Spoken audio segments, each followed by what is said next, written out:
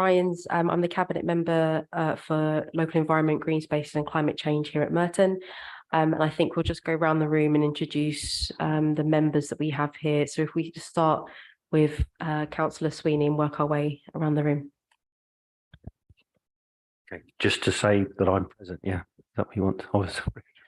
So Councillor Sweeney from Kingston, thank you. Hi there, Councillor Billy Christie from Merton, and I'm the Cabinet Member for Finance and Corporate Services here. Councillor Jason Cummings from Croydon. Councillor Scott Rush from Croydon. Councillor Christopher Warner, Vice Chair of Environment and Sustainable Transport. And Councillor Barry Lewis from Sutton, Chair of our Sustainable Transport Committee. Thank you. John Haynes, Communications Advisor for the Partnership. Andrea Keys, the Partnership Director for the South London Waste Partnership. Okay, great. Thank you so much. I'll just crack on with the agenda. We've had some movement because we've got some speakers with us this evening. We've moved the agenda around a little bit, and we'll be taking item 9 first after we've gone through the administrative parts of the agenda. So are there any apologies for absence? Councillor Manders sends apologies. Thank you. They'll be noted. Any declarations of pecuniary interest? No. Are the minutes from the previous meeting held on the 28th of September agreed? Oh, thank you. Oh, I will sign those in a moment. So we're going to go on to item 5, which was originally item 9 in the agenda, which is the triennial survey. What we'll do is allow John Haynes to introduce the paper. We will then go to our speakers, who will be allotted 3 minutes each to speak. Please do keep to time. I will be monitoring it and cutting off the microphones as we get to 3 minutes, so please don't make me be rude. And then we will go back to the panel to, back to officers to respond, and back to the panel for discussion. Okay, so if we just pass over to John, and then we'll go from there. Thank you. Thank you, Chair. Yes, so this is an item at FeederMac, the results of the latest SLWP resident survey, which has been conducted every 3 years for the last, well, going back to 2010, actually. I've got there's a covering paper in your pack, and there's also a copy of the full findings report, but it is a 100-page document, so I thought it'd be helpful to provide a presentation just highlighting some of the key findings from the report for you this evening. So I will share my screen, which hopefully will work. It worked earlier, so let's try it again. There we go. Okay. So, Chair, did you want me to go through the presentation now, or would you like when would you like to take the I think it'd be helpful to go through the presentation, because if our guests have something to comment on, it'd be good for everybody to understand what it is that's what they'd like to comment on. Yeah, of course. Yeah, no problem at all. Okay. So, like I say, this is the 5th time that we've done the triennial survey, dating back to 2010. Of course, every time we do it, it gives us even more valuable information, because we can start looking at longer term trends and changes in attitudes and opinions towards a whole wide range of waste management issues. The earlier surveys tended to focus on that sort of residual waste management side of things, and obviously as the scope of the partnership has increased in more recent years, the survey has also increased, has widened slightly to reflect that. So the survey is conducted by an independent research company called DJS. There were just over 1,000 telephone interviews conducted, not with a random 1,000 people, but those people were recruited to be representative of each of the 4 boroughs based on various quotas like age, gender and working status. This approach means that the findings are very robust, and they're subject to a maximum standard error of +or-3% at the 95% confidence level. What that means is that we can be 95% confident that if we asked everyone in the SLWP region that the findings would be within 3% either way of the finding that we got. And that's a very standard, 3% is quite a standard sort of target for this type of work. So it's very robust. DJS also conducted an additional 370 booster surveys within the locality of the Beddington farmland site, and that's the 6 wards around the site. So that's Beddington, Hackbridge, Broad Green, West Thornton, Cricket Green and Pollard's Hill. And again, that's something we've done for the last few surveys. The reason for that being that we just want to see whether the views and attitudes of people who live nearer to the sort of focal point of a lot of our residual waste treatment activities differ significantly from those who live further afield. Obviously, because it's a slightly smaller sample, you've got a maximum standard error of plus or minus 5% with those booster survey responses. So just bear that in mind when you're looking at it. Like I said, there's a core set of tracker questions that we've asked sort of every 3 years. And it's important to do that so that we can sort of plot and look at those longer term trends. But we also added some additional new content this year, things like carbon literacy. We wanted to start asking that question to get a benchmark to see how confident people feel around terms like carbon and carbon neutrality. We asked some questions around things like the HRRC booking forms and fair use policies, because they're fairly new introductions. And whilst we do the surveys on the site, we obviously want to make sure that we're asking all residents, even those that don't use the sites, what their views are on these things, because it may be that the booking forms are stopping people from accessing the site, and you won't know that if you only ask people that are there. So it's really important to include stuff like that. And we also asked some questions around COVID-19 and the impact that's had on people's waste and recycling. So looking through some of the findings, oh, that's a bit strange. It's not. There we go. That's better. Okay. So one of the first things we asked people was which of the following best describes your attitude towards recycling? And you can see from this chart that there's still a strong desire to recycle as much as people can, even if it requires additional effort. There has been a bit of a dip, as you can see. You've got the light blue bar there is 2019. The darker blue is the latest 2022 survey. So you can see there is a bit of a dip. You might see that quite a lot in the survey. I wouldn't be too concerned about that, because I think it's really important to remember that the 2019 survey was done shortly after we'd done a huge service change across our boroughs, and there'd been a lot of comms, there'd been a lot of new bins being delivered, big changes, food waste recycling being rolled out in some boroughs for the first time, wheelie bins for residual waste. So massive change in 2017 and 18. So it's not surprising when you ask in 2019 whether people feel they've changed their behaviour from a year ago, that you would have got a sort of a peak in that year. But what you can see is that it's still pretty high, and it's higher than it has been, for example, in 2016 and earlier. So that's relatively encouraging, I think.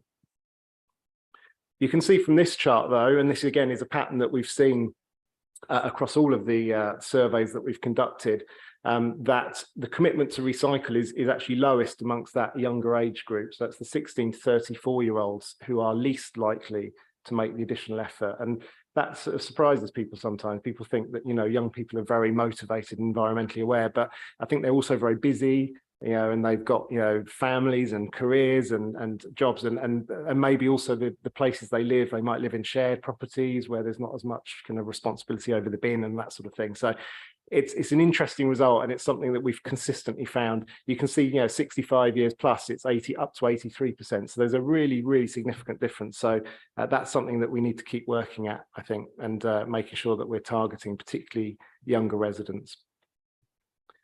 In terms of how much waste people are reducing, these charts show that most people, the majority, nearly 2/3, feel they're producing about the same amount of waste as they did a year ago. But you can see that there's a positive balance of plus 5% of people who say they produce less waste rather than more. So you've got 22% say they produce less, 17% say they reduce more. So there's a slight positive balance, which is obviously positive. I'm sure we would like it to be higher than that, but it is there. And of course, that reflects how people feel about the volume of waste they're producing. is also reflected in our tonnage data, because you'll know by now that we've seen this kind of steady decrease in waste tons, overall waste tons, going back to 2014-15. We did, of course, have that blip in 2021, which was the COVID lockdowns, which obviously threw everything out of kilter, but we are sort of starting to see that trend coming back again in terms of that reduction in waste. So it's encouraging to see that how people feel about their waste is also backed up with the actual tonnage data. And in terms of whether people feel they recycle more or less of the waste than they did a year ago, again, overall, a really positive balance of plus 27%. So you've got 33% say they're recycling more and only 6% say they recycle less. Again, the majority, almost 2/3, are saying that they recycle about the same. We asked to what extent do they agree or disagree that the COVID-19 pandemic resulted in them producing more waste. You can see from this that 55% agreed with that statement, 25% disagreed, and the rest, the majority of the rest, 18%, felt neither nor. It didn't have a massive impact either way. And again, that would reflect our kind of experience in terms of the increase that we saw in that year 2021. Particularly younger working residents were likely to say that they produced more waste. And again, I think that kind of makes sense, because it's those younger working residents that probably felt their lives were more impacted by COVID and the lockdowns, because instead of commuting into work, they were working from home and they were creating waste at home instead of in the workplace. Attitudes towards recycling. We asked a whole range of questions around attitudes, and I've just picked up a few here that I wanted to highlight. I think this is interesting, because I think this is a real challenge for us, actually.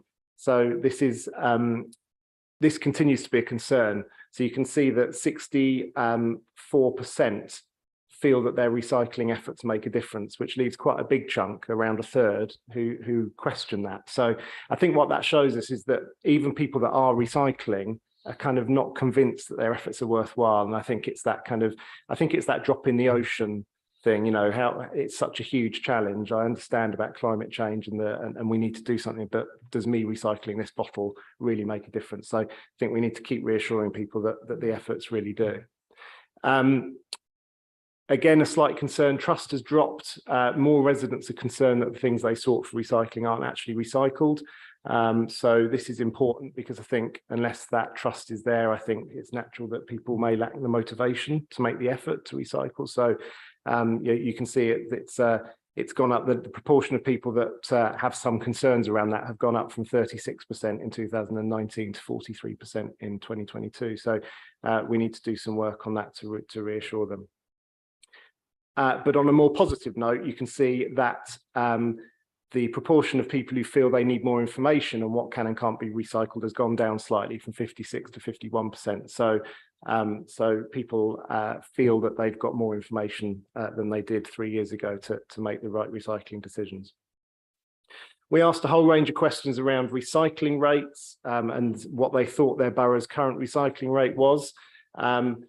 Now, this is very interesting, because back in 2016, residents were way off with their estimates. So I think they were about 10% overestimating their borough's recycling rate by about 10%.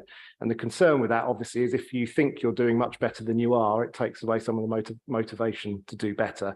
So one of our big priorities over the last few years has been to kind of get those recycling rates out there. And now residents are actually bang on. So they're actually guessing on the dot on average that they're getting the right recycling rate. So I think that's a positive development.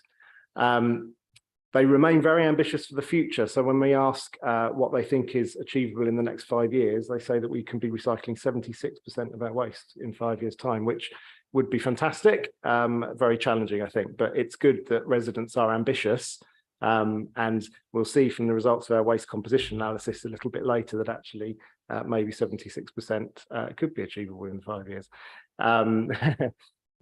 Should councils be measured by their recycling rate or their carbon footprint? This is a big topic of conversation at the moment, because as we know, the recycling rate is quite a blunt tool with which to measure our performance with. And I think people are increasingly realising that. And I know DEFRA have even started looking at sort of alternative opportunities.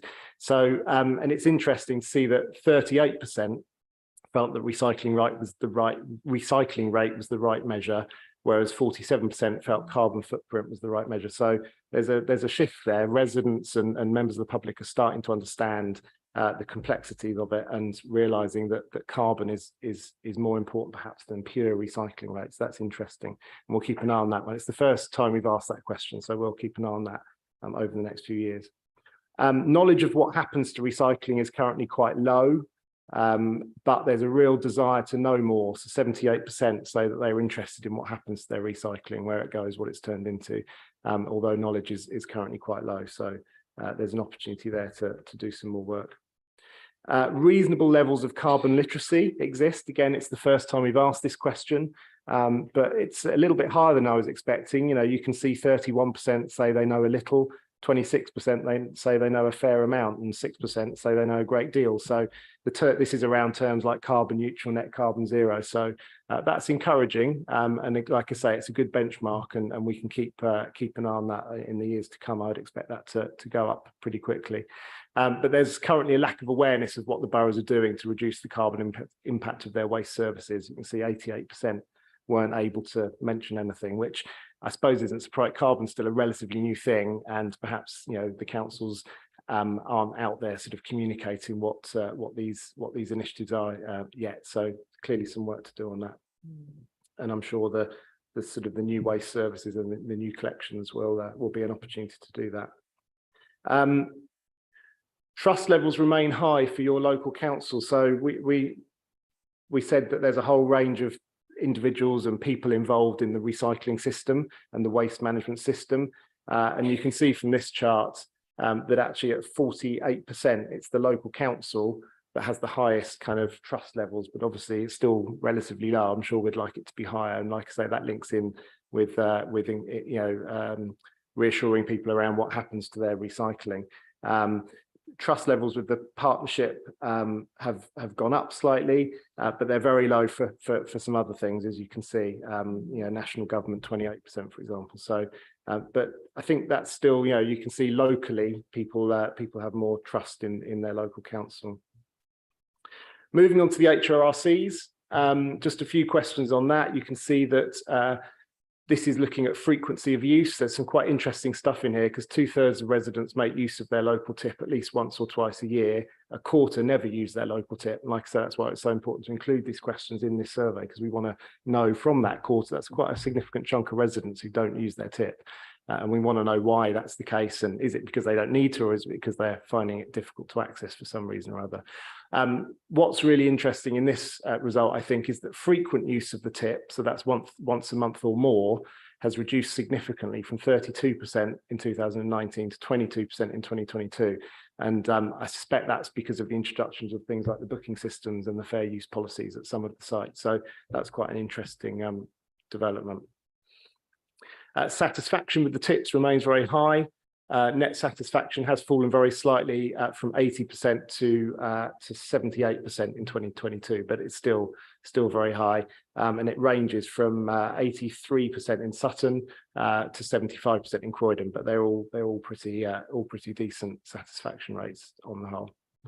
And despite that very slight dip of 2% in overall satisfaction, residents still feel that HRRC services are continuing to improve.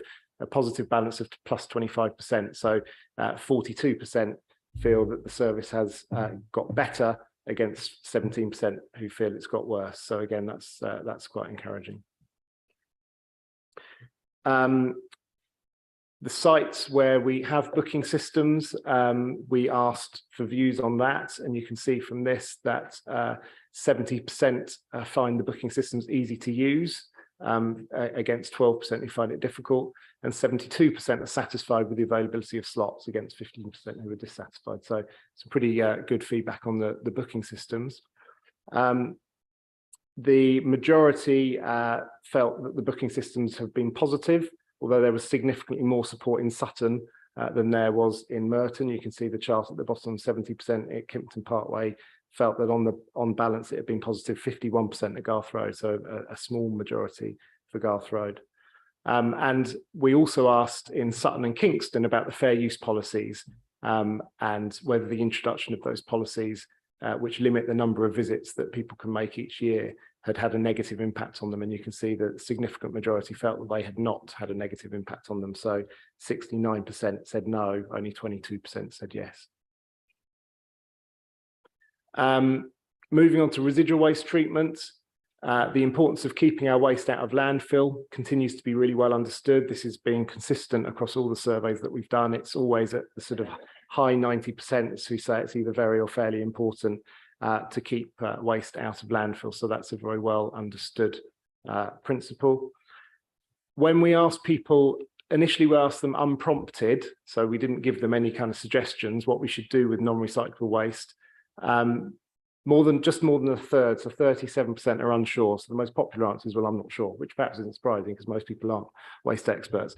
A quarter mention energy recovery, incineration, energy from waste, some sort of, and they've been grouped together as 25%. So apart from unsure, that was the most popular response. We then go on to ask them a little bit more about energy recovery facilities, and we explain a little bit about what energy recovery facilities are, because as you saw from the previous question, most people weren't sure about the alternatives to landfill. And once we've done that, you can see that there is 39% say they know a little bit about them, which is a slight increase from 37% in 2019. Residents in the booster wards, that's those 6 wards near the Beddington site, say they know more about energy recovery facilities than those in the core sample, which perhaps isn't surprising.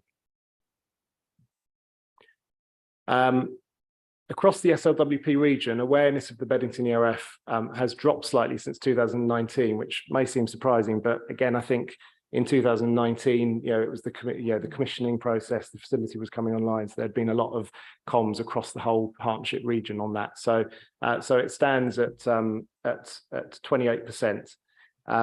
But awareness of the ERF rises to over half in Sutton, and in fact, it's a very similar proportion in all of those booster wards, those 6 wards around the site. It's around 50%, and it rises again to 70% in Beddington ward. So the closer you get to the facility, the more people know about it. You'll see from this one, there's actually increasing support for energy recovery as a method of treating non-recyclable waste. So again, this was prompted, this question. 72% say it's a good way of disposing of non-recyclable waste, which is up from 66% in 2019. And 73% say that energy recovery is preferable to landfill, which is also up from 69% in 2019. And interestingly, agreement actually is higher, slightly higher for those statements in those 6 booster wards than it is for the core sample as a whole. Not much in it, but slightly higher. So I think this is very interesting because I think although, there's pretty good awareness of the ERF for people that live near it, less so for the partnership region as a whole. People generally are quite supportive of ERF as a way of treating non-recyclable waste as an alternative to landfill. But there's clearly are concerns around emissions and environmental impacts, and you can see that 42% of people, this was unprompted, this question. So when they were asked, we also asked what were the benefits of ERFs, and people talked about energy production and a good alternative to landfill. When we asked them about what the biggest problems with energy recovery facilities were, emissions and pollution, those sorts of issues were brought up by 42% of people. So clearly is an issue that we need to talk to people about and is of concern to them. Satisfaction with waste collection services. Yeah, so moving on to waste collection. I'm getting there. Sorry, I know there's a lot here. Do I need to? I'll wrap up. Okay. Satisfaction with waste collection services has remained stable since 2019, which I think is not bad given that we've had driver shortages and COVID to deal with. You can see here, garden waste satisfaction is actually very high. It's actually as high as 94% in Sutton. So that's very encouraging. Satisfaction with the cleanliness of streets is not so good. And you can see it's dropped further from 2019, 48% and 39% satisfaction respectively. That's town centres and residential streets. So clearly that's not where we would like. Sorry, it to can be. can we keep the conversation just to a minimum, please? Because the presentation's wrapping up. Thank you. So just last two slides, just to wrap all of that up, because I appreciate there's a lot of information there. But I think in terms of the challenges that we've got from this survey, slight dip in commitment to recycle, although it's still higher than it was in 2016. Particularly younger residents, we need to work really hard with to get them to increase their efforts to recycle as much as they can. Residents remain concerned that their personal recycling efforts don't make the difference, and we need to reassure them that they do. That issue around trust and making sure people have trust in the recycling system is important. Satisfaction with street cleansing services clearly is a challenge. And this concern around emissions from energy recovery facilities, like I say, it's similar to what it was in 2019 at around 42%. And in terms of reasons to be encouraged, we've got the satisfaction with collection services remain stable.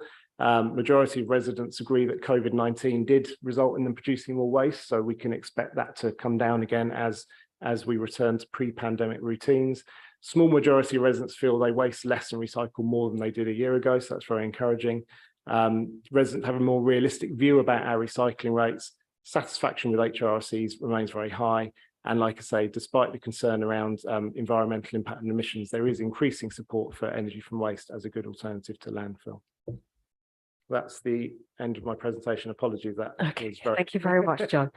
Clearly a lot of things to go through there. So I will go to our speakers now. I'm going to go in alphabetical order, and just to say again, 3 minutes, please. And I'm just going to start by apologising for the mix-up that was about not having speakers. That's clearly not right. At the end of this meeting, we're going to have an agenda item where we can talk about the Constitution and clarifying what's going on, and at the following meeting we'll be ratifying that and making sure that it never happens again. So I will go to Councillor Matty first. I'm just going to bring up my timer on my phone. You want to do it on the screen, and I will be, as I said, cutting the mic at 3 minutes, but thank you very much for your contribution, and over to you. Okay, very quickly, I would disagree that there is support for incineration. I mean, I'm one of 5 councillors who've been elected around the incinerator because of the opposition to the incinerator, and people can see it from their houses, and there is a lot. The problem as well is it's having a real effect on recycling, because people are thinking, well, why recycle? Because if we recycle, that means that Viridor have got a fixed contract for 347,000 tonnes and they want to increase it. And if they recycle, then that means that more waste has to come in from further, so they get more HGV movement. So people are taking the attitude, I don't need to recycle because all I'm doing is I'm just going to see more lorries on the road. Okay. I mean, it's a known fact that where there's an incinerator, the closer you get to it, the more the recycling rate drops. Also, you know, we're trying to promote landfill as being bad and incineration being the answer. And of course, in the questions, there was no mention of mechanical biological treatment. As we all know that about 51% of stuff that's burnt in an incinerator is plastic. And if you've got plastic, you don't incinerate it, you bury it, because once you set light to plastic, you release large amounts of carbon dioxide into the atmosphere. And it's significant as well that the ward with the highest rate of recycling is Kingston, and that happens to be the one that is most furthest away. I think it's 12 kilometres. Kingston High Road is from the incinerator.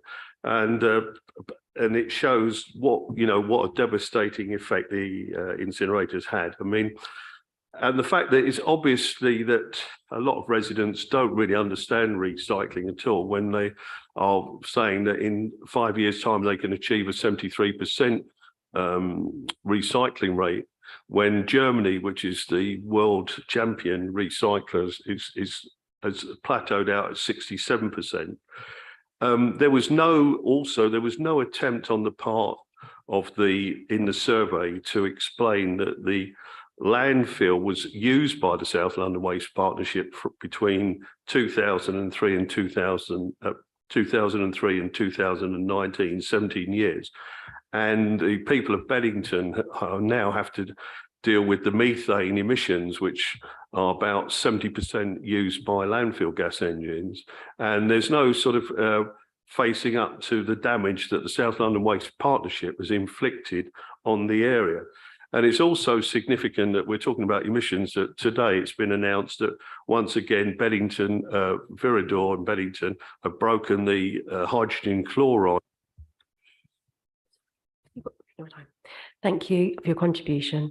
I think maybe just to take some notes back from that, then just for clarity for the officers, there was if it would be probably good to get the recycling rates for those wards that are closest to the ERF to bear out this challenge around it decreasing recycling.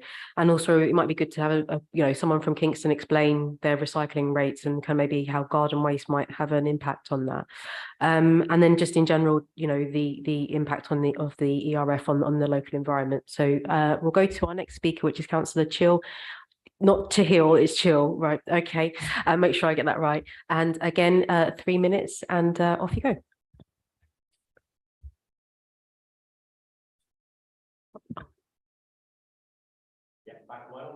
No, you put me back. I'm back on. Brilliant. Thank you.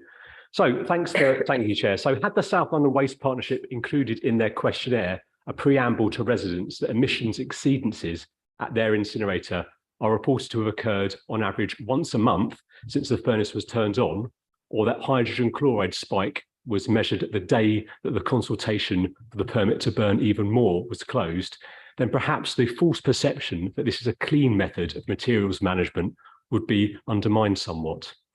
The issue is simple, isn't it? If you burn a ton of carbon, you get almost a ton of carbon emissions back into the air. You get a huge range of toxic pollutants too, and the industry and the Environment Agency know this because they measure some of them. The incinerator has exceeded emissions limits about 40 times now, but consider this, the leeway to manage down these brief occurrences, as they're called, is well known to be very generous as well. I think it's important to remember as part of this survey that the partnership never comes forward with the uncomfortable news that its exceedances do occur. It is forced out of them by residents. Every day, the incinerator adds pollutants to London's atmosphere. So in 40 years' time, towards the end of the contract, what might be the impact be? I don't want that on my conscience, on children's health, or those yet unborn. The London Assembly's Clean Air for All Londoners report says a properly operated modern incinerator should have minimal impacts on health. Should and minimal strike me as important words here. It goes on to say that the evidence for the direct impact on health, public health, is limited. That really is an important term and word to use. So was the evidence for smoking? That was limited too, and nuclear testing, that was limited too in the 50s, but no one believes that to be the case now. I should like to ask the South London Waste Partnership to adopt a recommendation that I have made for years, over the previous years, to have a reporting system for real-time emissions and actually measure the chemicals that are out there from incineration locally in my community. Regarding this agenda item in particular, the South London Waste Partnership and councillors here are absolutely invited to my ward to meet a group of residents who are well informed and can explain to the partnership what they know about their incinerator. It's why I asked you tonight why no monitoring of toxic chemicals is undertaken around the homes, the schools, and the gardens of the residents who I serve. Thank you. Thank you very much. Okay, so I'll go to officers then, just to recap to make sure. So what's the possibility of real-time data coming out of the ERF?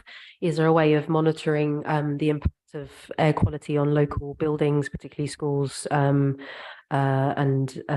communal buildings? And around kind of just what is an ERF, and is that, can we ask more questions around that in the survey, and just to make sure people actually understand what it is. So I'll go to officers and I'll go to the panel to add their comments, and we'll go from there. So over to John and Andrea. Thanks, Chair. Thanks, councillors.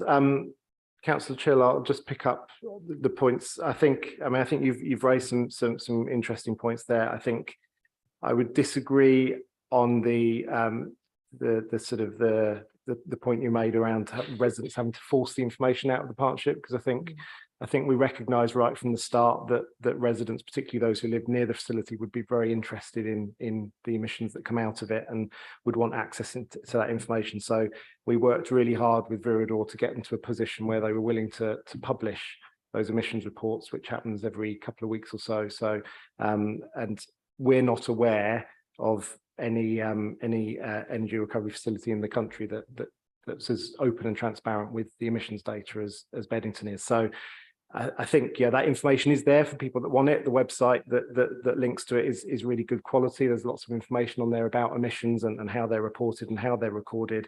Obviously, you know that samples are taken at the stacks on a almost continuous basis. I think it's every 10 seconds. So that's where Viridor do their sampling. In terms of, I think the point you're making is that you would like to see more monitoring points around the borough, which is I guess an issue more for Sutton Council than for the partnership perhaps. And but I know there are some, including some in Beddington, but I suspect you would want more. And I think in terms of what's being measured, that's something that we would have to push back to the Environment Agency, I think, because they're the ones that decide. I think it's 7 emissions that are monitored through the stacks. But I hear the point you're making that you would like it to be increased to include some more. So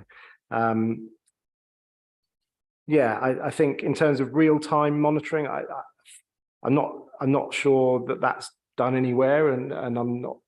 If there are any examples of where that's done successfully that you know of, that I'd be interested to. I'm not aware of any facilities that do that, because I think there would be some real sort of challenges in doing that. But the exceedances are very, very fleeting typically.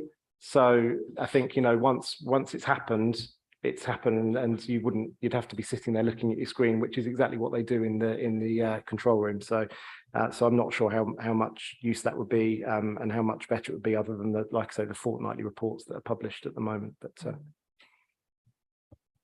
Thanks, John. Yeah, and only other thing to add from me, I would suggest, is that we're confident that all the time that we produce residual waste, this is the most proximate and the safest solution to treat non-recyclable residual waste, and we are confident in that position.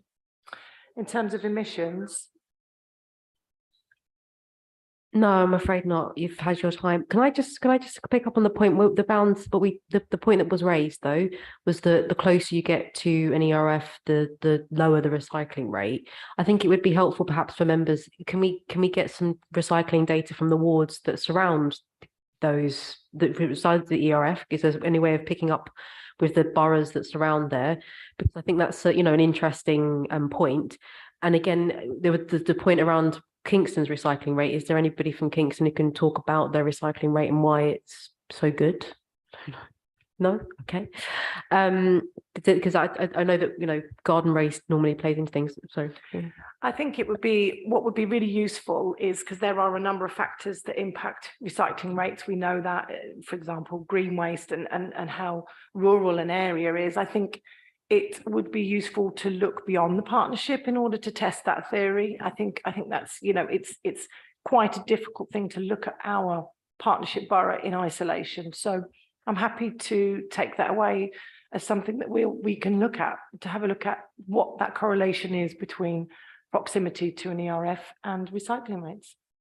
Happy to do that. Wonderful. Okay, are there any other comments from the committee? Councillor Cummings.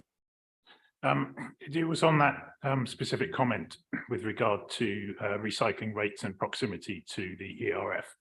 I would guess that we have historic data from prior to the construction of the ERF. If we simply compare that to data today and the relationship between those wards, it would provide us with a map of that. In terms of my experience of Croydon over the whole of that period of time, I've been a councillor for that whole time. My understanding and certainly my feeling is that the map of our recycling rates is exactly the same now as it was before the construction of the ERF, and that is based around the type of housing and the accessibility of recycling and types of recycling that take place within Croydon, and has no relevance at all to the construction of the ERF. Are there any other comments? Councillor Walmer, I saw you first, and I'll go to Councillor Lewis. mic is working. I think you got me rather than. Yeah, they're switching you on. Aye. No, just looking through the emissions, and I noticed quite often there's been a period where emissions have been very low for a long period of time without exceedances. But even during the times when there are exceedances, you see that the emissions are well below the actual environmental agency's limit. What I was interested to know on those brief occasions where it does exceed, presumably those emission limits were, is there a certain safety margin when they were designed?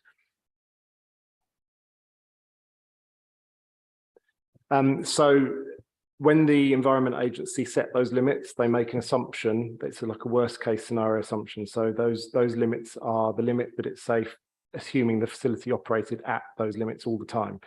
And some emissions it does operate close to the limits, but there are some emissions where it's much lower and it operates at a tiny fraction. So, but when you do get those very brief spikes, it can go over the limit. But what happens? I mean, the EA have confirmed to us that a breach of the emissions limit value doesn't necessarily result in a significant negative impact on the environment. What they do is they investigate each one individually. So Viridor have to report any emissions breach within 24 hours to the EA. The EA investigate, they look at the cause of it, they look at the impact of it, and they write back to Viridor with a report. And they will also give them a compliance assessment score, which effectively is a financial penalty. And if it was a serious breach, they get a higher score. And if it was a less serious one, they get a lower one. At the end of the year, all of those scores are added up, and that has an impact on the amount of money that Viridor have to pay to the EA. The premise being that facilities that aren't operating as well need more attention and more oversight from the EA, so therefore have to pay a larger subsistence fee. So that's how it works. So each breach is looked at on an individual basis. But those limits are there because that's the point at which Viridor have to report it to the EA for them to investigate and see what impact that particular breach had. Okay, thank you. Councillor Lewis, we'll go to you. But I just wondered actually, I think this has come up at the committee before. Do we have any data around the air quality that comes out of landfill and what kind of emissions and impact that has on air quality? I think that'd be really interesting to have as a comparator. And kind of going forward into how we treat our waste. Sorry, Councillor Lewis. No, that's fine. Thank you. So a couple of comments. One of the things Councillor Chill said, which I think has got some validity, is about inviting local residents to come and talk to the South London Waste Partnership. And I know Viridor are very open about allowing people to visit the incinerator. So perhaps that could be arranged with Councillor Chill.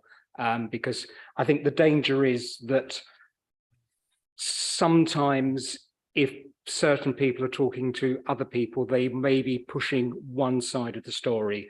And I think it would be quite good for residents to hear the whole, the truth about what's going on. I don't think South London Waste Partnership have got anything to hide. Comment about the further you are from the incinerator, the more you recycle, and I think it would be interesting to see some historic stats, but my suggestion is there's probably quite a demographic link to that as well. So I think it's wrong for the speaker to have jumped to those conclusions.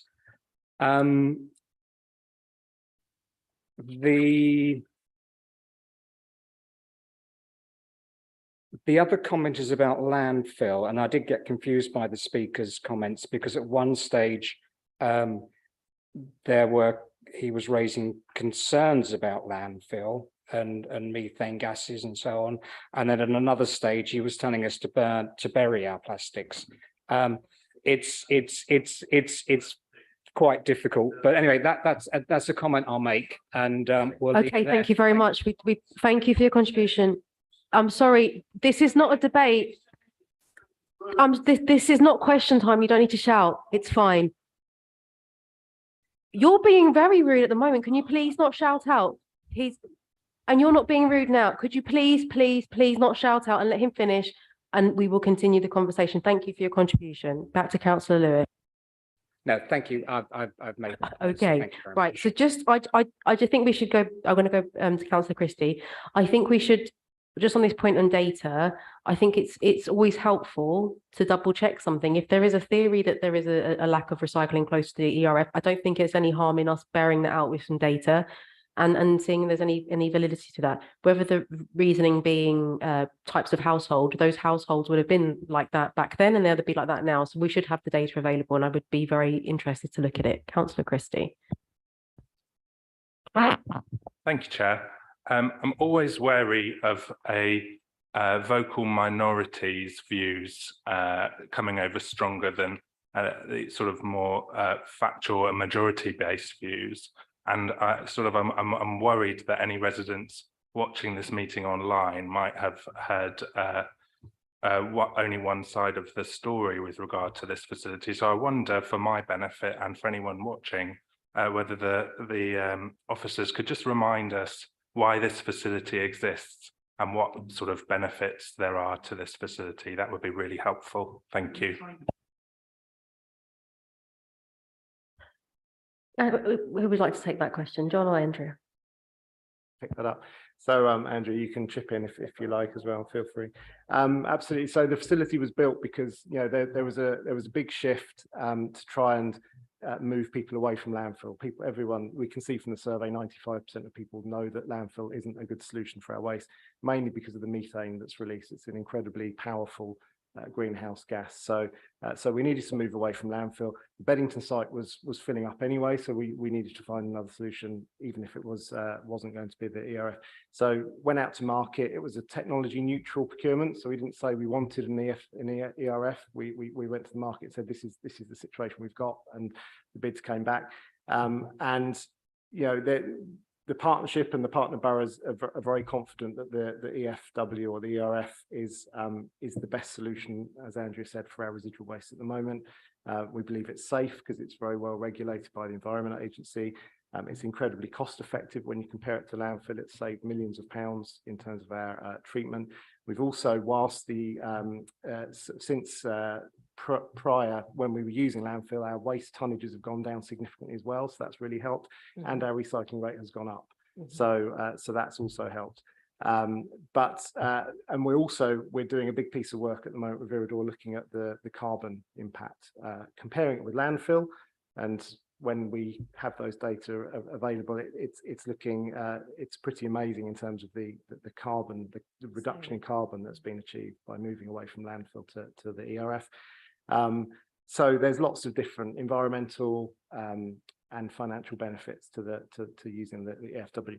I would say, and I think this isn't controversial to say this at all, I don't think, we would all rather not have to have one of these facilities at all. We would all like waste to not happen and not be an issue, because we only want to send waste to that facility that genuinely can't be recycled, and we want people to reduce their waste as much as possible for financial and environmental reasons. So we're all working very hard to keep that reduction going down, and we're on a good trajectory at the moment, and we're going to carry on doing that. And I think that's something that we're very happy to say. But given that we do have around 200,000 tonnes of waste every year that we have to find something to do with, the Beddington ERF is by far the best option for us.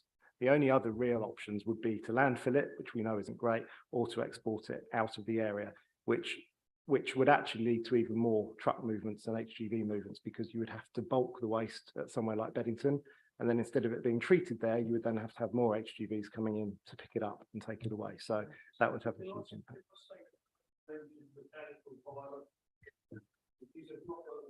Can I just, so are there any other comments from the committee?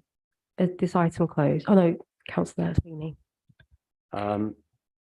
Yeah, I just would like to echo some of the comments by committee members. I myself have taken the opportunity to visit the Viridor site and have the processes, what's going on there, explained to me. I also, in Kingston, we have a number of keen recyclers and recycle groups, and they have also taken the opportunity to visit the site and see the operation. I think all of us who have attended were satisfied and impressed with the operation and how it was handled and how it was managed, and the questions that we received answers to around excess emissions and other issues were answered satisfactorily. I think when it comes to these issues that we're talking about, it seems to be getting very heated. I'd like us to try and focus on those things that we can, work constructively together. I was a bit surprised that the Kingston Road and pollution levels were being dragged into this argument. I mean, I am a ward councillor in the recycling, where the recycling centre is. I'm also responsible for waste. The residents around that centre and pollution levels have no real kind of correlation to what's going on there. If Councillor Matthew has information that says otherwise, I'm very happy if he emails it to me and we can have a civilized discussion about his evidence. I think the interesting thing for, excuse me. Okay, everybody, that's enough. We're not interacting with each other. This is not a conversation. Have you finished your point, Councillor Sweeney? Have you finished your point, Councillor It's difficult to, if I misunderstood, I'll withdraw that, but it's difficult to concentrate when you've got someone chattering in the background. I think the issue for me that in the presentation is how do we do more of the right things? That's what we need to try and focus on, rather than have what I think is quite a long ongoing argument about something that was determined many years ago and that we need to live with for good or bad for a number of more years. It's what can we do differently is kind of where it is. And things that leap out are young people not recycling. I mean, that's obviously concern that's came through in the data. These are there are other things that we can concentrate on as a partnership rather than this matter, I think. Okay, I think on the point of young people not recycling, I think it came up there in terms of housing type. If you're living in a HMO, it's very hard to recycle. So that's an issue bigger than the SLWP. As much as we wish we could solve everything, we can't fix that. But we can try and do maybe think about how we set up our waste structures in the future to help small properties in that manner, or people living in communal collected areas. Okay, so on that, I will move on to the next item. And the next item is the monthly budget update. And that will be going over to Andrea for your contribution. Thank you. Thank you, Chair. Yeah, so this paper is the update on the partnership's budget position for month 7, that's October, of the 22-23 financial year, and it provides a projected outturn for the rest of the financial year. So as you can see in the background, the partnership, we set our budget in December each year for the forthcoming financial year. Spend against budget is monitored monthly in order to respond to pressures and to allow budgets to be flexed where necessary. The report is divided into 3 parts, where we talk about the core partnership team activity, we talk about improvement activities, and we also talk about strategy and commissioning. So in the first part of the report at 2.1, you can see the core partnership activity. This budget covers our staff salaries, our ad hoc advisor support, contract issues, variations, and document management functions. The budget you can see was 792. The forecast is just over 794, and so the variance is a small overspend of just over 2,000. The overspend is largely due to £1,882 overspend on legal support that falls within this category. Moving on to 2.2, it is the budget line for improvement projects. You can see the budget for improvement projects was 167,000. It's coming just, the forecast is for it to come in just over 150, which is an underspend of just under 17,000. The budget line for the strategy and commissioning work that we were given for this year, the budget was 370,000. We've come in just over at 339,000.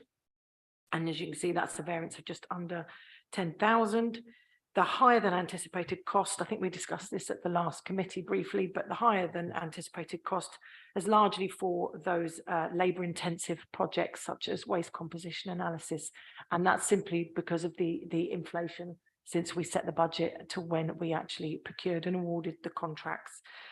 We've made savings and managed to bring that closer to the budget by using SLWP and also borough commissioning resources. So thank you to boroughs for their support in that. So in summary, we've got the total budget was set at 1.329 million. The forecast is that we are going to be just under that, 5,000 underspent against that budget, which equates to 1,274 below budget for each of the boroughs. So the recommendation is to note the contents of the report. Thank you, Andrea. So that's just the budget update, and the next item is the budget for the next year, which is a bit more meaty. Is there anybody got any comments, or we can move straight on? Councillor Lewis. Just one very quick comment on 2.2, the contract improvements. The budget was 20,000, forecast 3,647. Does that mean that we didn't achieve the contract improvements that were expected? Or is it the other way around? That is a very good question, and we've covered that in the next paper. No, it's basically that we didn't use the budget. So it's a very small budget for contract improvement. We did deliver a small contract monitoring system. It's not that we didn't deliver on the contract improvements. We just didn't spend the budget. So yeah. Thank you. Okay, if there's no other comments, then we'll go on to the budget for 23-24. Any other comments? No? Okay, I think we're going over to Andrea again for that one. So off you go.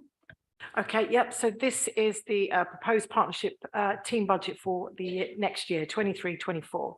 So the purpose of this report is in three parts. The first part is to summarise the work that we've achieved last year against the budget that we had last year.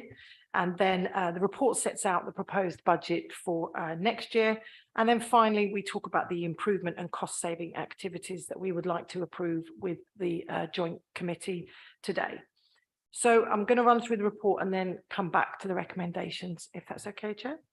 So if we could start with part 2 of the report. This is the bit where I talk about what we've achieved with the budget that you provided us with last year. I'm not going to go through the spend against that budget. You can see in table 1, that's the amount of money we allocated for each project. We've talked about spending against that budget in the last paper. But you can see from that table 1, you can see the intelligence gathering projects and the amount of work that we've done. So for example, the waste composition analysis, you can see on the agenda, that project is complete. Carbon modelling, project is well underway and will be complete by the end of February. And resident surveys, that future looking project on resident surveys, that's also well underway and due to finish at the end of February. So a really significant amount of work has been done already this year since we approved this budget with yourselves. We've also undertaken, or in the process of undertaking, the green and food waste campaigns, and we're also in the process of updating and redesigning the SLWP website, which comes under the sort of resident engagement category. So I've just wanted to bring that to the committee and just to highlight the level of work, as I say, that's been delivered within that budget. Table 2 should say table 2 savings year to date 22-23. So apologies, there's a typo in there. But I really wanted to highlight the savings that we've made from the improvement projects that we've been undertaking this year. And you can see from that table, it's just under £988,000 in saving on our waste contract spend that we've achieved this year.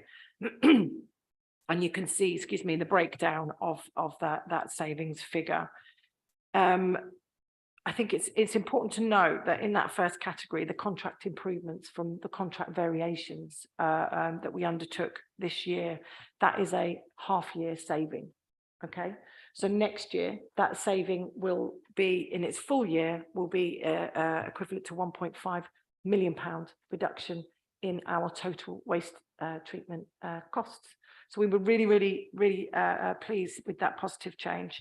The Green Waste campaign, that communications campaign is still an estimated figure. We believe that that might actually be a greater figure than what we've reported there once we've got to the end of the year and we were able to really test what the take up was on that. And then obviously the garden waste savings, they're likely to reoccur because to date we've had 90% plus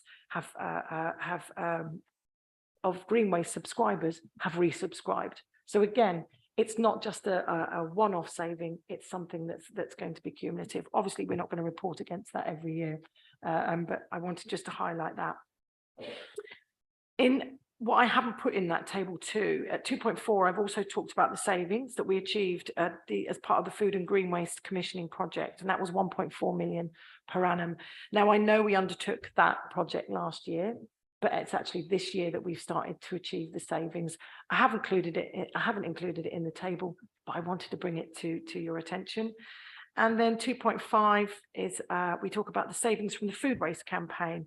Again, they're not included and they will be in the Q4 report because we haven't got all the information from that. So I think this section and table 1 and 2 really show how far the budget is going, and when we put our combine our budgets and these intelligence gatherings and these campaigns, we really do get a good value for money. So on to part 3, which is the proposed budget for next year for 23-24. Again, I've split this into 3 parts. I've split it into the core partnership activities. So you've got your staffing, your basic staffing and your admin costs. And then I've also got a separate improvement and a separate strategy and commissioning. And in the report, you'll see I've put them alongside the previous year. So at 3.2, you can see the staffing budget and the new, this structure was approved in February 22. We've got no plans to make changes to that this year. So there's no changes to this budget other than a small inclusion of indexation and the annual staff award. So you can see in that table 3, you've got the 2020, you've got this year's costs and next year's costs, and you can see the variance of those 2. If we go over to part 4 of the report, this is the additional activities. So part 4 is the proposed budget for the contract improvement and the strategy and commissioning work. Now, the key question for this section is why do we need this budget for these particular 2 categories? Now, this is a time of a period of significant change for the boroughs. We have the transfer station contracts, the HRC contracts, environmental services contracts, all coming to an end in the next 2 years for the 2025. We're also dealing with significant legislation changes. We've got the Resource and Waste Strategy and the Resultant Environment Act. And the secondary legislation that's going to be brought in is still not entirely, we're still not entirely certain what our new service design is going to need to look like. Okay, so there's lots of change, there's significant change coming up. And as part of that, new designs for our collection services, ambitious designs to improve our recycling rates and to meet legislation. Well, on top of that, we also need to look at our infrastructure. If we're looking at how we change our collections, we can't do that in isolation. So we're going to need to look at our infrastructure, and we're also going to need to look at our treatment and recycling and disposal contracts as well. So when you look at the services that we manage holistically, there's an awful lot going on at the moment. And so it's really, really important that we are prepared. We've done a lot of work already, but I think it's just the tip of the iceberg. There is a lot more work to be done. So that is the reason I think that we need this budget, and we need to still continue to pull that budget together. Now, table 4, again, I presented the current year's budget against next year's budget, so you can see where the differences lie. You can see that there is a significant change in the improvement projects. That budget has reduced. We've decided to recommend the food waste recycling communications campaign. We put quite a sizable sum there. because of the data from the waste composition analysis that we'll talk about a little bit later. And that was the whole point of the intelligence gathering exercises, really using data to drive our decision making and drive our campaigns. So I'll go through each of the categories. So at 4.3, I've talked about commissioning support. So the total recommended commissioning support budget is just over 315,000, which equates to just under 79 per borough, 50k of which relates to the commissioning of environmental services, and will include technical and financial, that should say, advice. Intelligence gathering, as I've just said, we've got an awful lot of information from our intelligence gathering exercises. We are now so well equipped to make really good data-driven decisions around our carbon ambitions, around our recycling ambitions, and where we want to focus our efforts. So we've achieved a lot. I've only put in, we've only recommended 65 for next year, which is a lot less than what we've done. We've already done a lot of work, but I think it's really important that we have the ability to do further intelligence gathering exercises together, should we need to, over the next 12 months. Then the final at 4.6, we've got the communications and resident engagements. So we've, as I said, we've done resident surveys, we've done co-design, where we're in the process of doing co-design work. We've got really valuable insight into how our residents feel and how better to interact and engage with them. So I've provided that breakdown of that 95,000 spend on communication and resident engagement. As I said, the food waste recycling campaign is a heavier amount because of the waste composition data. The garden waste promotion campaign, it's a small amount, but we believe we can get good returns. And if you look at part 5, finally, I know we've all got challenges, we've all got budget challenges, and what I wanted to do is make some commitment again to reducing the cost of the partnership. We've done excellent work, as I say, this year in delivering savings. At this stage, the savings that we're looking at, 22.7% saving against the total budget, will be delivered through those green waste and food waste recycling campaigns. Obviously, we're not going to stop there. We will look for further savings, but at this stage, that's the return on the investment that we see from 4.6 and table 5.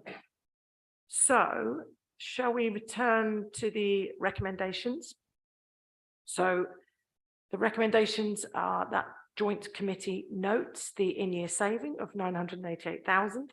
That's the last time I'm going to mention it, delivered by the partnership from the activities that this committee approved in February. And then it is recommended that the joint committee approves the following sections of the 23-24 budget. And I've broken those down, Chair, into the individual sections, if that's helpful, as we look to the members to approve. Thank you. Thank you very much, Andrea. Just on the 900,000 pound saving, part of that though is as you said, is the green waste campaign that we're not 100% sure just yet what that's going to deliver. That up in my report, actually, we have got some later figures, and Okay. I can confirm it. We're pretty certain now on the figures, and it's actually £1,000 more than what's Oh, great, in that's here, good. so. Okay.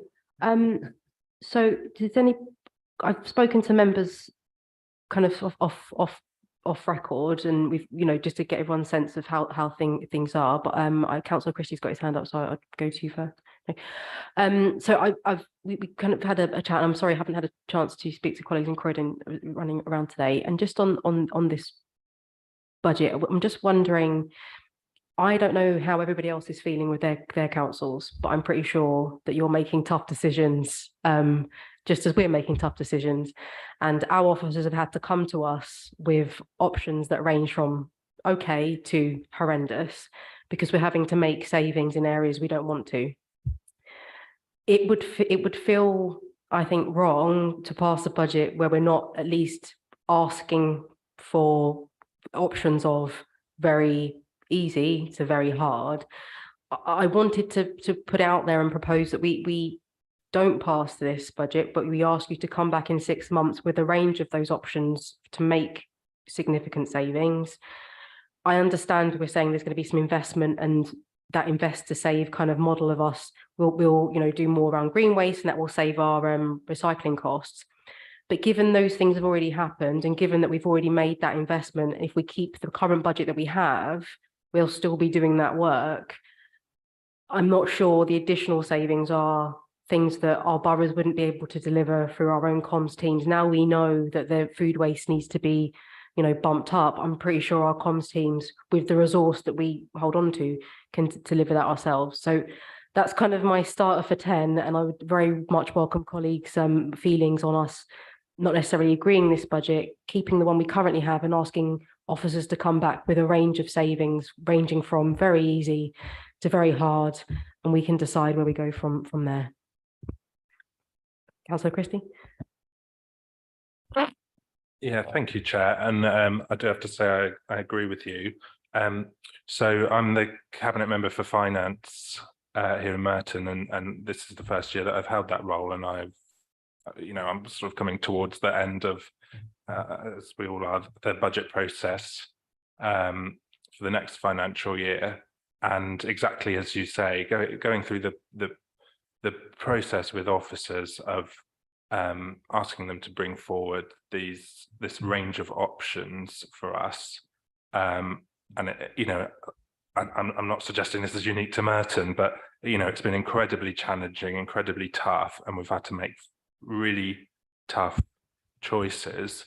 And so I suppose just reading this and hearing what you've said, Chair, I completely agree with you. But I think there's parts of this that I'm not sure how kind of robustly these have been looked at or kind of challenged. And I myself and other cabinet members here, and I'm sure the other boroughs have held a number of sort of challenge meetings. We've gone through in detail exactly where the money's being spent, what it's being spent on, and whether it would be possible to reduce that. Because whilst I appreciate the point you've made about the £988,000 savings you've delivered, but I don't know if I'm being thick. I don't really understand that, because you have a budget of 1.3 million and you're saying you're delivering. So I'm assuming this is over a number of years, or so I kind of don't really understand that. And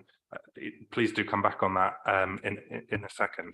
But I just think, having just gone through what I have with my officers here, I think it's really important that if we're going to be commit, I assume this is just us here, this is giving approval for this budget, which seems a comparatively sort of casual way of doing that. I would appreciate a more thorough kind of challenge process about setting this budget. So I agree with you, Chair, and I would appreciate if we could defer an approval on the budget tonight, but please do, if you would like to come back on the points that I've just made. Okay, Chair. So the role of the partnership, as I see it, is to continually assess the contracts that we have, continually review the services that we deliver, taking into account legislation changes, operational changes, service changes, and we're always looking for ways that we can do things differently to save money. And that was how we made that saving. So we saw an opportunity in one of our contracts to do things differently. And we went through a negotiation with the contractor, and that negotiation resulted in a reduction in our gate fee at the ERF. So the resultant, it was earlier this year, so earlier in the financial year, that this went through each of the committees and cabinets in each of the boroughs. So that contract variation resulted in a lower rate per tonne. So it was a cost saving on your waste disposal budgets. So as a partnership, as you say, our budget is relatively small, because we are the lion's share is staffing costs. Everything else that we do as the partnership is in support of and in response to requests from the boroughs. So we don't hold a budget ourselves wider than than this that you see here. But does that make sense? That's how the saving is achieved. So the saving is sort of a cumulative saving for the boroughs against their budgets, as opposed to savings against your budget. Exactly, because we are essentially, like I say, the lion's share of what we are is staffing costs.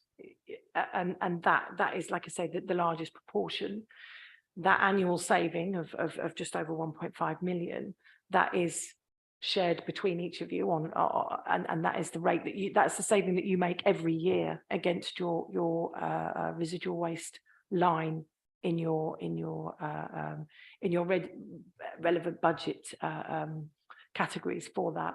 So yeah, it's we as a partnership don't necessarily make savings against ourselves, because we are a finite team. And again, with the commissioning support and with the resident engagements and with the intelligent gathering, those are activities that the boroughs look to us to deliver. So what we do is we deliver them collectively in partnership, because that's a more cost-effective way of delivering those sort of projects. I mean, for example, intelligence gathering, the wider you do that, the wider you throw that net, the better the data is, because you can compare between the boroughs.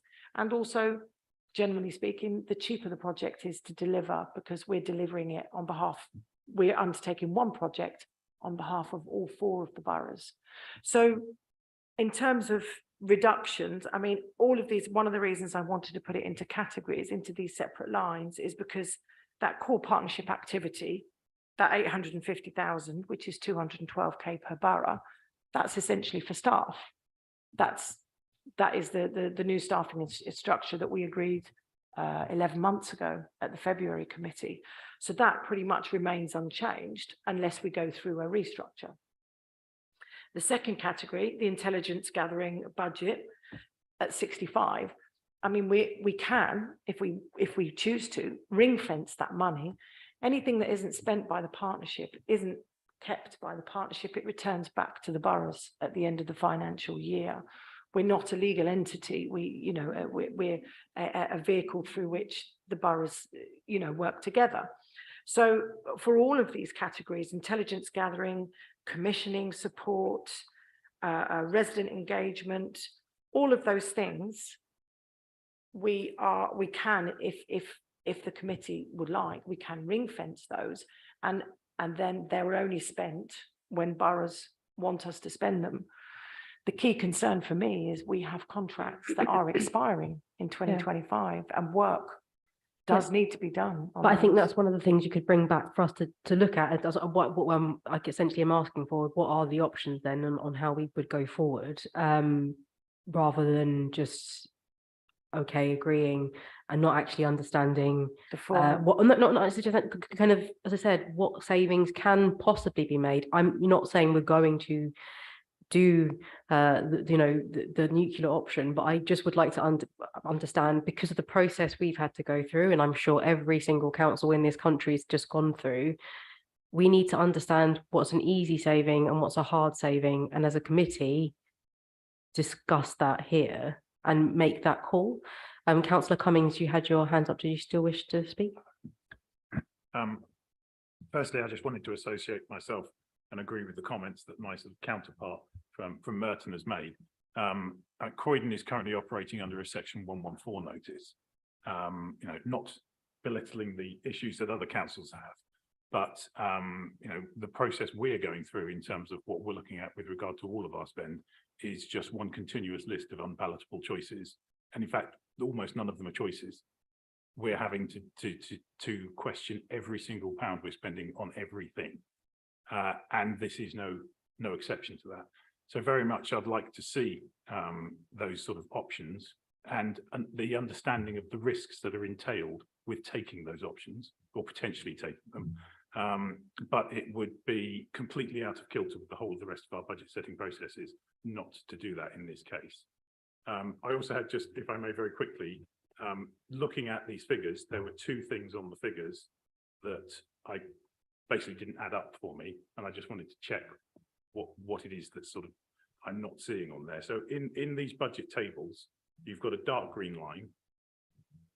The light green lines add up to the dark green line, and then the white lines add up to the light green lines. That's the structure that you've used. Under 4.2, you've got 167,000 in 22-23 for improvement engagement, and then only 147,000 pounds worth of stuff lifted below it. So I'd just like to ask that 20,000 pounds, what is it? And then into the commissioning resource for 22-23, you've got 200,000 with no breakdown to it. Should there be a breakdown in there? So what is that?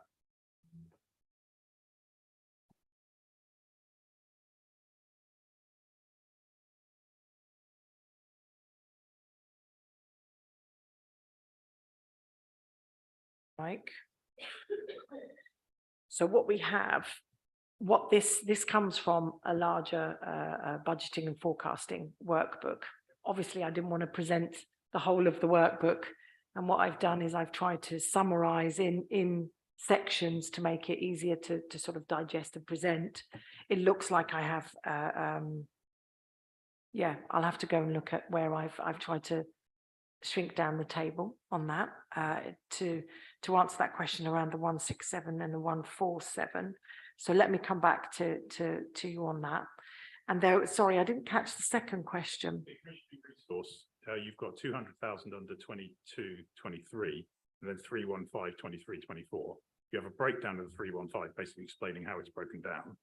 The 200, there's no information there at all. I was just noting the difference. I was just wanted to query it. Yeah, no, and there's no reason for that other than I wanted to further break down this year's for information. But yeah, I should have replicated that for last year's and broken it down. It had a lot of different, the categories are obviously different.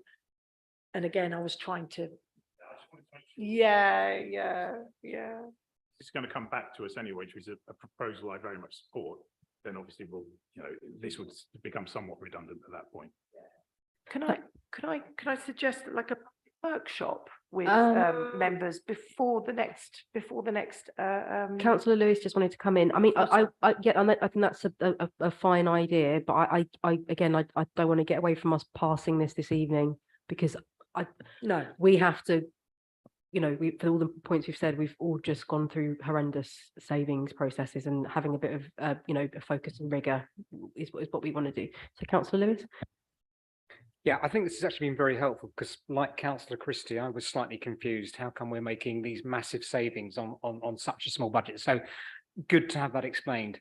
I pretty much agree with what councillors, I can't remember his name, I'm afraid, but Christie, Irons and have said. And I think, we have, we've all on that process, gone through the process of, line by line, how can we save money? So it seems a little bit unreasonable if we're just to sort of put this through almost on the nod. So I think it's something we should look at. I was going to suggest, I hadn't come up with the terminology budget workshop, but I think that actually is a good, and perhaps wider than the budget workshop. Possibly it's an explanation of the mechanics of how South London Waste Partnership works, because it's a slightly unusual system. I mean, it seems to work pretty well, but it would be good to understand some of the nitty-gritty. So hopefully we can maybe sort something out, whether it's a virtual session or whatever that we can do. The other comment I was going to make, and hearing what you were saying about you've taken this from a much larger budget workshop, I can understand why you'd separated them out into sections, but I'm wondering, would it perhaps be helpful if it was also all put into one lump, rather than being in all the individual bits, if that makes sense? Thank you. So I think the idea of a budget workshop isn't a bad one, but I think it would be helpful if the options came to that workshop, so we could have a proper discussion about it, and then at the next meeting is where we would vote on those options. Come back. I was the other point I forgot to make was, almost is 6 months too long a period? Do we want to try and get it, brought in a little bit quicker than that, because that takes away all the uncertainty, or will take away the uncertainty? I think it depends on how quickly the options appraisal could be done, really. Yeah, we went through a process of looking at different saving options or as part of producing this budget. So yeah, happy to revisit that and bring it to you in more detail and perhaps that the suggestion around how we function and how we sign things off, maybe a revisit of that inter-authority agreement that we have that just kind of refreshes and clarifies the process that you know that we reach the budget and Yeah, I sign think off. that would be helpful, but I think the main focus is just kind of line by line, how are we saving money? I Okay. know, you know, it's not particularly you know, nice, but this isn't a nice business, kind of making sure that we are looking after the pennies and pounds of our residents' money. So yeah, a budget workshop I think would be helpful, but with the options appraisal there, yeah, and I don't think I'm going to say that, so we're not voting for this budget today. We're going to keep it as it is and then kind of revisit it at a later date. All right. Thank you. Okay. So I need a comfort break. So if anyone else needs one, please do.